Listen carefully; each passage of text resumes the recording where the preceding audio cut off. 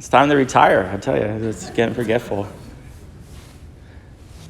Okay, so today's the last day of the book of Ezekiel in our cycle.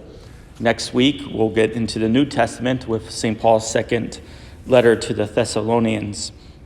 But I believe Monday is the memorial of the Queenship of Mary. So it's always a week after the Assumption. So I'm not sure if we'll have special readings for that or not. But anyways, this last section, is a very lengthy section. We only got a little smidgen. I believe this section is 6 chapters long, where Ezekiel is given a new vision of a new temple. Remember in the story, earlier on in the book of Ezekiel, what does he see in a vision? He sees the glory of God leaving the temple. That's important. That's huge. I mean, for us, we don't really appreciate it, but the temple being the central life of the faithful Jew, because that was also God's dwelling place on earth with them. That's how they knew God was with them, because of the temple. Now to see that glory leave the temple, it's a big deal. It's a big statement. A very controversial statement that Ezekiel saw and made. But now, like I said, the last 4 days were readings of consolation. As with all the prophets, there's always judgment, there's always warning, but there's always consolation and redemption at the end. That's how it always ends. And so again, the last 3 days, we saw God saying, I'm going to be your shepherd. We saw God saying, I'm going to establish a new covenant.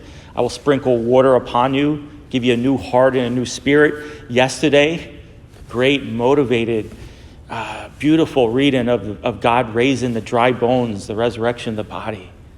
And now today, in a very large section, 6 chapters long, Ezekiel is given the new temple with the glory of God returning to it. But here's the catch. Like I said, these last readings, consolations, but different. This temple is so big. Ezekiel is given the dimensions of this temple. It's so big that it won't even fit on the mountain where the old temple was in Jerusalem. It's too big for it, which tells us what? That this temple is something new and something like they've never seen before.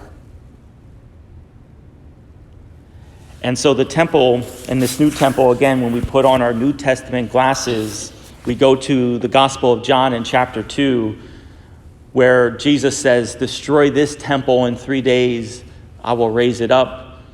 And he kind of gets mocked at by the religious leaders. How are you going to raise up a temple in 3 days, which took decades to build? And then John tells us that little aside, he was talking about the temple of his body, where in the incarnate person of Jesus Christ is the new temple. And so when we celebrate Mass and the Eucharist with the real presence of Jesus, we truly enter into the real and true temple, the inner sanctuary. I know it doesn't look it, doesn't feel it, but with the Eucharist and the real presence of Jesus Christ, we are in the inner sanctuary. We're in the place called the Holy of Holies, which no one has ever entered before. And it's also the fulfillment of what? In our deepest desire, not only of love, but also to worship. We are called to worship. And as I always say, if we don't worship God, we will worship something in life. But worship, our dedication, our giving ourselves over to something or someone is at the very core of our being. In fact, you can say love is kind of like an act of worship, because we completely give ourselves towards the good of the other for the sake of the other, which essentially is what worship is. We're here, we're in God's presence, but more importantly, in our little gift of ourselves towards God, God blesses us abundantly. And so we don't get it in today's first reading, but there's kind of from this temple, both an inward movement. There's people going to this new temple, but there's also an outward movement. There's this flow of water that streams out of the temple and gives life to everything that it touches, including down to the Dead Sea, where it doesn't make it salty anymore. It becomes a fresh living water. That's what's happening in worship. And as people of the new covenant, we are experiencing under sacramental form and under sacramental signs the act of the real, true worship established to us by Jesus Christ in the new temple, but also to be fulfilled in the glory at the moment of our death. May God bless you.